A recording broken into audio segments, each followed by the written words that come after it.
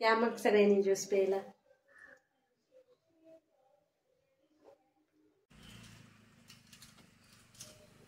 Hi hello, कशा आहात सर्वजण? सगळ्या माझ्या बडताईंना आणि मैत्रिणींना नमस्कार. हे केरळमध्ये बघा झाडावरची नारळ असे काढले जातात. उंच असतात भरपूर झाडे आणि त्याच्यावरती हे असं स्टँड, त्यांच्याकडे ते स्टँड असते त्याच्या मदतीनं ना ते असं वरती चढतात. आणि एका झाडाचे नारळ काढायला बघा 40 रुपये ते चार्ज करतात. पण दरवेळी ना म्हणजे असे ठरवून दिलेले आहेत एरिया. नारळ काढणारे भरपूर आहेत पण ह्या एरियातील यांच्याकडे असं म्हणजे तेच येतात. आपण जरी दुसरं कोणाला बोलवलं तर ते तसे काढत नाहीत नारळ. जे आपले आहेत रेग्युलरचे ना तेच बोलावे लागतात. मग एक 4-8 दिवस अगोदर सांगावं लागतं. मग त्या ह्याच्यात ते मग येऊन काढतात. आणि नारळ शक्यतो सकाळचीच काढले जातात, कारण काय होतं नंतर ऊन पडलं की गरम भरपूर होतं आणि ते काढणं थोडंसं अवघड आहे, एवढ्या उंचावर खालून वरती चढायचं. त्याच्यामुळं मग सकाळ 6-6:30च्या दरम्यान असं ते येतात. आता माझ्या इथं घराशेजारी माझी 14 झाडं आहेत. जवळजवळ 2 ते 2.5 तास बघा म्हणजे जातातच तेवढे. आणि जे म्हणजे नारळाचे जे तुरे असतात किंवा ते ठापे असतात जे सुकलेले आहेत असं ते काढून मग ते तोडून कोयत्याने खाली टाकतात. आणि नारळ जेवढे काढायला आलेले आहेत तेवढेच काढले जातात. ते चेक करतात एक एक नारळ आणि बाकी मग नारळ तसंच ठेवतात. 2-3 महिन्यातून एकदा काढतात.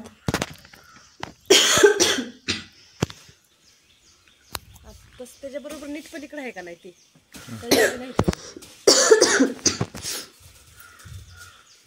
मग हिरवे ठापे काढून घेते थोडंसं, कारण खराटा पण बनवायला होतो. त्याचाही व्हिडिओ मी नंतर तुमच्यासोबत शेअर करेन. कारण झाडं कसं घराशेजारी सगळी झाडं असल्यामुळं अंगणात भरपूर असं पालं पडतं झाडांचं. छोटे नारळ पडतात, त्याची फुलं पडतात, असं बरंच कचरा पडतो. त्यामुळं रोजच्या रोज अंगण पण क्लीन करावं लागतं आणि त्याच्यासाठी असे खराटे पण बनवून ठेवते.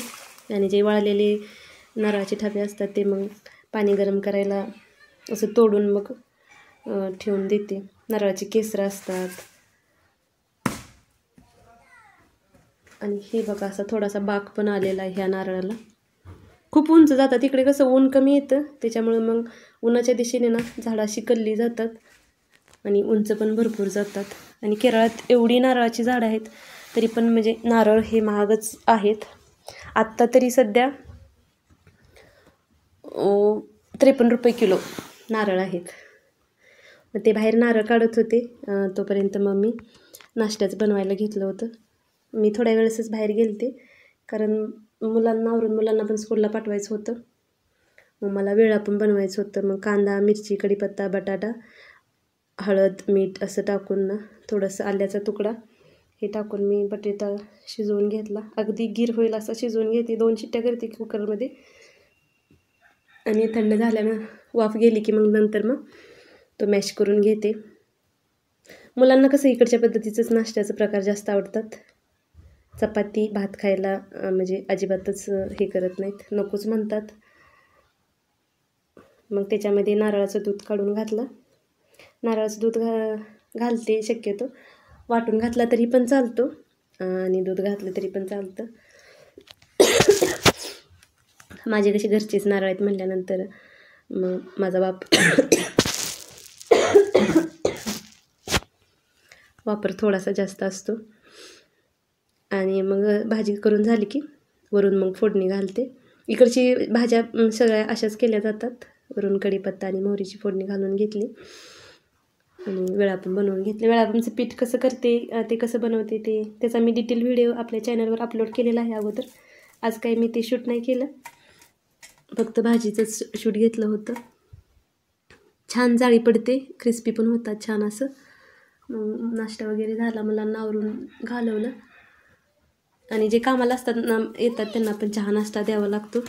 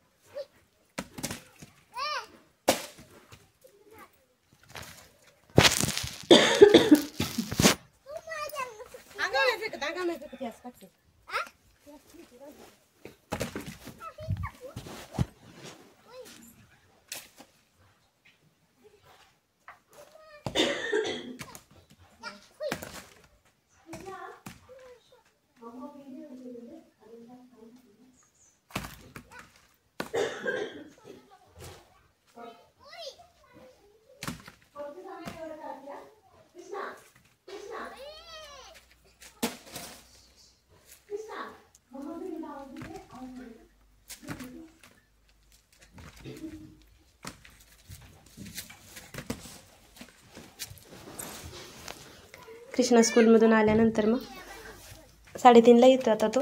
मग त्याला पण घेतलं थोड्या वेळ दोघांनी मिळून. मग लांब लांब होत्या दुसऱ्याच्या शेतात वगैरे पडलेली ते ह्यांनी गोळा करून सकाळी टाकले होते. पण जे नारळ सोलणार होते ते आज मंदिरामध्ये गेले होते नारळ सोलायला. घराशेजारचेच आहेत ते पण ते म्हणले मग झाकून ठेवा गोळा करून, कारण ह्यावेळी दर भरपूर आहे. त्यामुळं रात्रीचा आता यात्रा चालू आहे, कोणी जरी भरून नेले तर काय करायचं, म्हणून मग गोळा करून झाकून ठेवा असं, म्हणजे त्याच्यावरती नारळाचे थापे झाकले तेव्हा तरी चालते. म्हणून मग ते मी सर्व गोळा करून घेतले आणि पाण्याचे नारळ साईडला काढले. पाण्याचे नारळ पण आता 70 रुपयाला एक आहे. एवढी झाडं केरळात असून नारळ आता एवढे महागलेत. म्हणजे एवढे नारळ कधीच महाग नव्हते. आपण विकत घ्यायला गेल्यानंतर म्हणजे 40 रुपयेपर्यंत असा दर होता, 40 रुपये किलो वगैरे. पण आता काय झाले, जास्तच महागलेत. आता मी नेहमीच म्हणजे आता 2-3 वर्ष झालं म्हणजे विकतो 20-22 रुपये 25 रुपये अशा दरानेच विकली होते. किलोवर असते नारळ सोलून, केसरं सोलून पूर्ण काढायची आणि किलोवर विकतात. पण ह्यावेळी जास्तच महागलेत नारळ. झाडं भरपूर आहेत तरी पण कसं इकडच्या जेवणात म्हणजे घरात प्रत्येक घरात रोज एक तरी नारळ लागतोच. थोडा जास्त पण लागू शकतो, कारण नाश्त्याला पण नारळ लागतो. दुपारी पण जेवणात म्हणजे भाजी बनवाय त्यांना ओलाच नारळ लागतो. वाळलेलं नारळ ते वापरत नाहीत, त्याच्यामुळं नारळाचं प्रमाण जास्त हे होतं.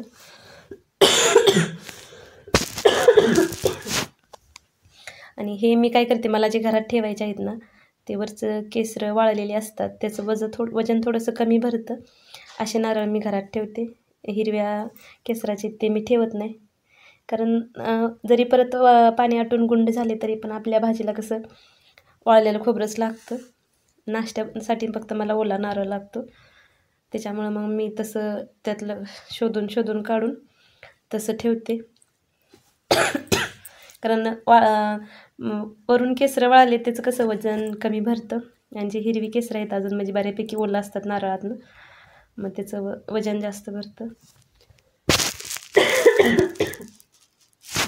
त्याच्यामुळं मग मी तसंच करते. आणि ह्याला यात्रेमधून ही काल बंदूक आणली होती, त्याला बंदूक जास्त आवडतात. दुसरं काही जास्त खेळ आवडत नाही, पण बंदूक पाहिजेच असतात.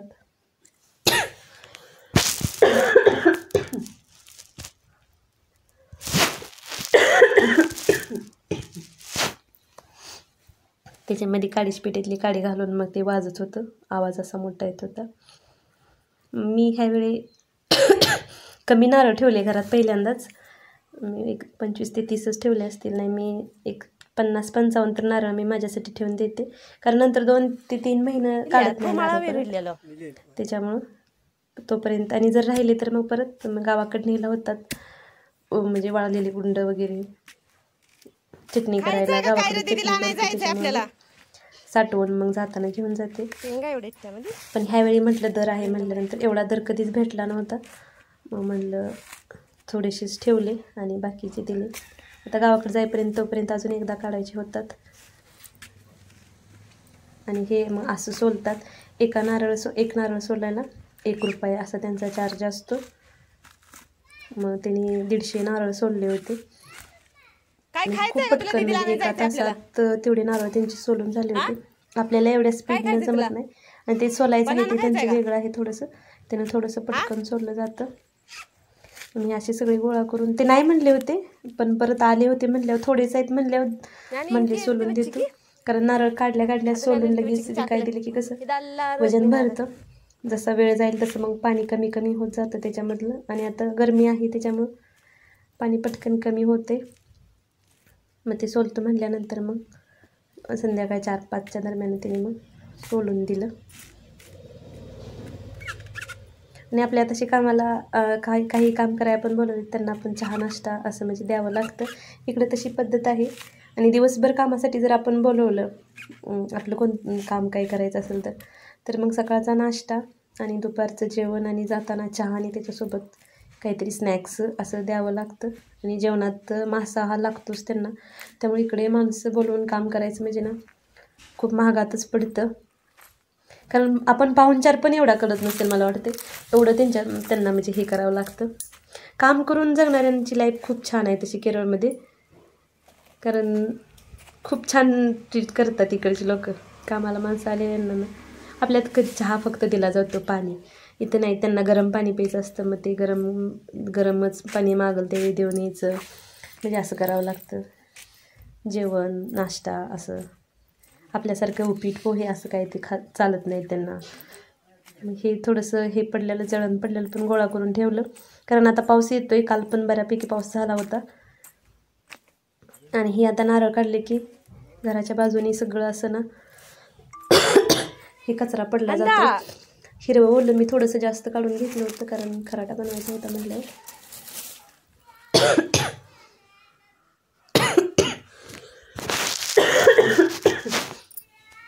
आणि ही आडाला ना असं पॅक करून ठेवतात. त्याच्यामध्ये कसं साईडनं झाडं असल्यामुळं नारळाचं ओलं ठापं पडतात किंवा सुपारीच्या झाडाचं मग पाणी खराब होतं, त्यामुळं असं पॅक करून ठेवतात. सुपारी एक सापडली होती ह्यावेळी. म्हणजे सुपारीची झाडं पण भरपूर आहेत, पण सुपारी एकाच झाडाला आलीत कशी काय मला काही समजेना. कारण दरवेळी 4 ह्याला येतात, बाकीची झाडं अजून नाहीत. म्हणजे थोडी लहान आहेत, म्हणजे 14-15 आहेत सुपारीची झाडं मोठी. तरी पण म्हणजे एवढ्या काही अजून ह्यावेळी सुपाऱ्याच निघल्या नाहीत. नारळ त्यांचे एवढे सोलून झाले होते. पण आता मला प्रांजूला आणायला जायचं होतं. चप्पल घालून ये चल. तिकडे चालले तिकडे आपण तिला आणायला जायचंय आता. एक अगोदर काढलेली नारळाची केसर बाजूला दिसतात बघा. कारण हे उन्हाळ्यात काढलेली, मेमध्ये काढलेली. 6 ते 7 महिने पाऊस असतो, त्याच्यामुळं वाळत नाहीत, तसेच हे होऊन जातात. कंटिन्यू 1 महिनाभर तरी ऊन सापडलं तर मग ते नारळाची केसर वाळतात. पण पाणी वगैरे चुलीवर तापवते म्हणल्यानंतर मग गोळा करून ठेवते वाळवून.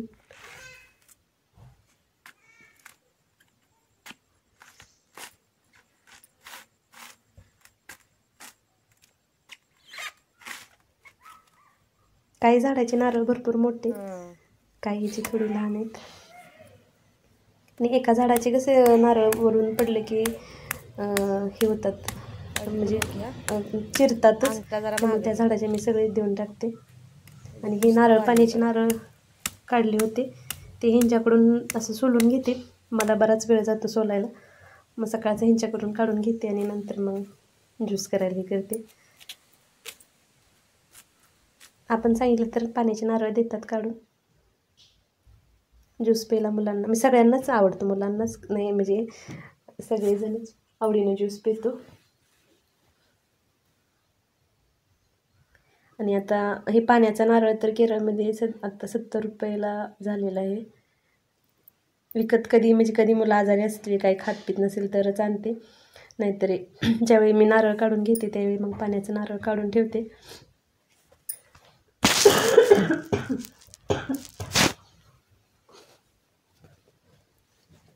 आणि याच्यामध्ये खोबरं निघलंच नव्हतं, हे अगदीच कवळे नारळ होते. थोडंसंच एका ह्याच्यातच निघलं, त्यामुळे ज्यूस थोडासा पातळ झाला होता.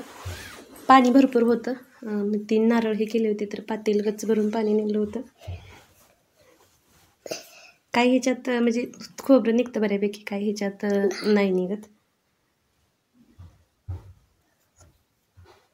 मुलांना ते खोबरं पण खायला आवडतं आणि पाणी पण प्यायला आवडतं. पण जास्त पाणी असतं त्यावेळी कसं पाणी गोड लागत नाही, थोडंसं हे लागतं, सपक असतं.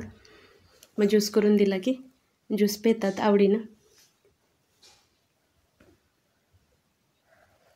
हे पाणी अगोदर काढून घेते आणि नंतर मग खोबरं त्यातलं साईडला काढून घेते.